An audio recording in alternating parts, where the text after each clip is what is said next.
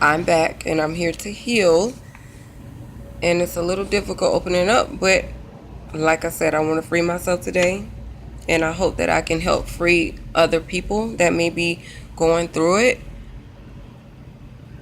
And to speak on domestic violence and how it's an ongoing situation in some people's lives is a very delicate conversation, especially when you have children involved. So, how I felt about opening up those wounds when it came to job interviews, or even when I got a job and then they were trying to hire me on permanently, and they understood what I was going through and they weren't able to move past those barriers because of the felonious restraint. Even though those are my children, even though I was going through domestic violence, those barriers will set you back regardless of the situation. So every time I had to open up those wounds, it was very hard for me to explain to people that I made a bad decision about the person I decided to have children with. Not saying that my children are a mistake, because they aren't a mistake. I just decided to love someone who couldn't love me the way that I felt I needed to be loved, and my children needed to be loved. And they expressed to me that they didn't know how to love just this year.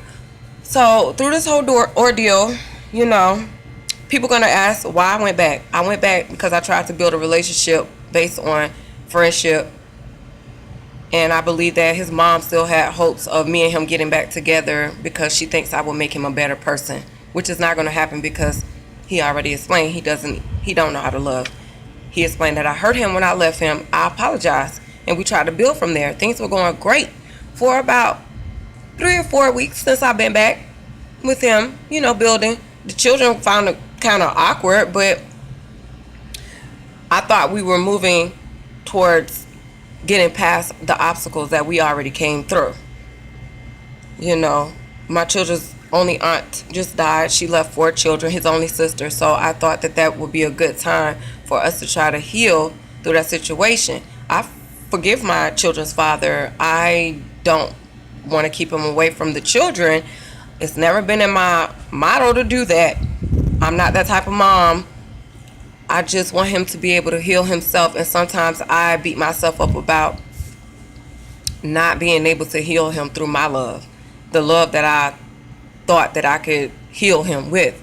Obviously that's not healthy if I'm going back and forth with trying to figure out how I can help my abuser when my abuser needs to help himself first, if he wants to help himself. So I want to help myself, and that's why I'm here today. And I'm just letting you guys know that domestic violence is a very delicate situation. When you have children involved and one person isn't healing the way that the other person is, and there's an imbalance, it can be so detrimental to your children and detrimental to your livelihood as well. I'm a living testimony. I have the utmost respect for his mom. I don't have anything against her. She's been 10 toes down, and I understand that's her son and she wants to help him. I respect her fully, I loved myself enough to go back to school and try to provide a better life for my children without an abusive relationship, whether I was going to be supported by him or not. He explained to me while I was there that, we could have been in our house already by now. I didn't have to work. But that was a control factor, which I know I didn't have to work. I didn't have to do anything. All he wanted me to do was stay home and be mommy. I was basically a home wife, and make sure our children were taken care of and his food was ready at dinner time, or breakfast or whatever. We worked that out as though we were wife, as though I was his wife, and as though he was my husband. So, I figured now is a good time to try and heal. And again, for others, healing and damage, it doesn't really go well if you're not trying to heal yourself where you've been damaged. I have an agape love. I do. And I've had it since I've been a little girl. And I just feel the need to love the hell out of people. And I do. And sometimes I get burnt for that. You know, I had, like I said, I had asked my children to forgive me.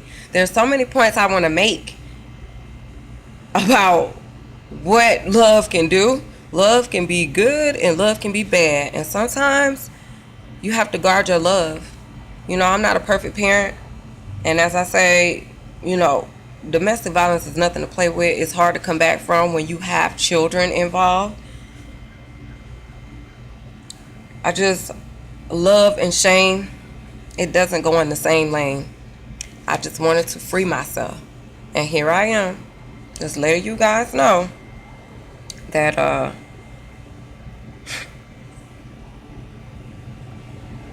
if you can't overcome obstacles in life that require you to not be selfish, I don't know how you're going to move on.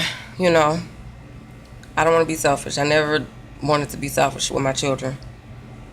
It's just really hard when one person isn't healing the way that you're healing and you wish that you can help them get through that process. That's what hurt me the most. So I'm going to pause for a moment. I'll be back. Okay, so I just didn't want to forget any points that I wanted to point out, because this has been a long process and I'm finally standing up as far as legally to do what I need to do.